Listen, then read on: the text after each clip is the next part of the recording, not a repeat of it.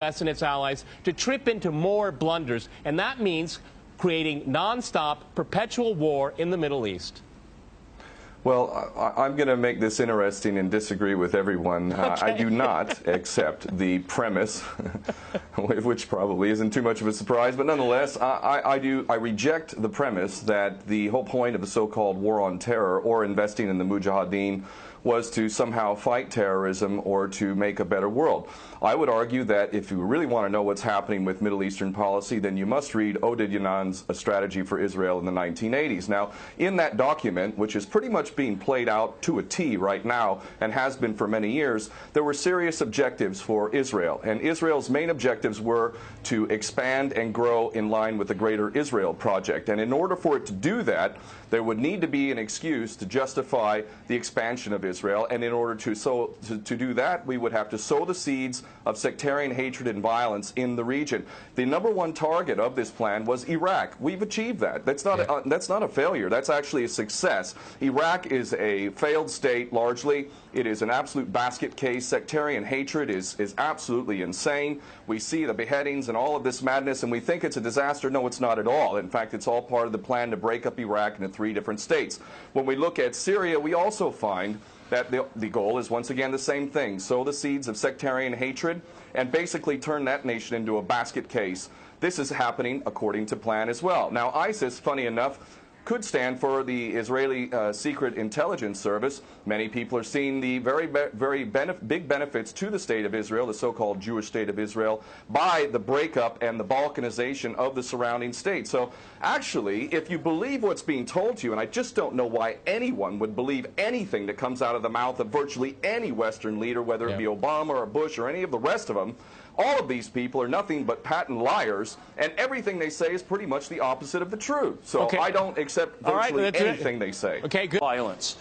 Barack Obama did not bite at the opportunity to get involved in Syria a year ago. In fact, at the time when he was ready to start bombing Assad just about 13 months ago, he backed off as soon as the first excuse came to mind. We've been supporting ISIS in Jordan, in Turkey, through our proxies in Saudi Arabia and Qatar. There is absolute continuity between the policies of Iraq and breaking it up and breaking up Syria as well. It is beyond naive to suggest that the U.S. doesn't have its fingerprints all over ISIS. In fact, tell me this: why has ISIS never once, or al-Nusra Front or al-Qaeda, not once have they attacked Israel? In fact, ISIS militants are getting medical attention in the Golan Heights and in Israel itself. What does that tell you?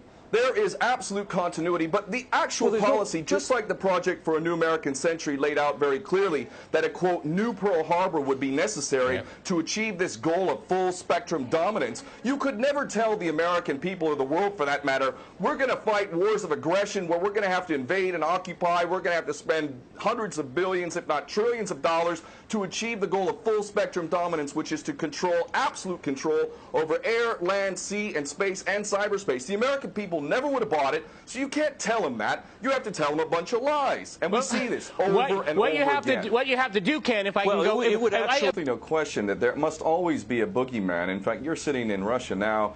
For 50 years plus, we were fighting this Cold War that really was an absolute charade to begin with. There never really was a threat of a Soviet invasion. And for decades, we spent insane amounts of money developing nuclear weapons to the point of really completely, totally collective insanity. And here we sit today in a world that threatens a third world war with a policy that is clearly intended to totally destroy Syria. Let's see what happens. If we take Bashar al-Assad out of the equation in Syria, does anybody with half a brain not understand that that vacuum that's going to be created is going to be a vacuum filled by the most powerful interests there? And who is that right now? Well, that would be our best friends and allies, these little Frankenstein monsters that we create, whether it's al-Qaeda or al-Nusra Front or the latest ISIS monster that we've created. Those are the ones that are going to fill that vacuum, and that fits perfectly in line with Oded Yanan's A Strategy for Israel in the 1980s. And if these other 2 gentlemen haven't read that document, I seriously suggest you do. Another thing that's really worthy of pointing out is the so-called Islamic State is anything but Islamic. And yes, there is a war on Islam. Islam is very understood by many Muslims around the world to be absolutely 100% forbidden for you to forcibly convert somebody to Islam or kill them. This is totally untrue. Back in the medieval times, when there was Muslim empires, it was an absolute understanding and policy amongst the Muslims who were in charge at that time that those who practiced whatever religion were allowed to continue practicing that religion, and they were not even forced to pay taxes into the Muslim empire itself. However, if people wanted to practice that religion, they would not be able to derive the benefits of the tax system and so on and so forth. The bottom line is no Muslim in their right mind would justify going in and literally executing men, women, and children simply because they don't convert to your religion. These people are not Islamic. They are creations of the monster, which is the empire of the United States and all its cohorts in Israel and England in particular. And this monster is purposely created to justify the continuing insanity of the never-ending war policy, which is really the core of America. And that is exactly why I renounce my U.S. citizenship. This madness cannot be considered anything but the major threat to the world.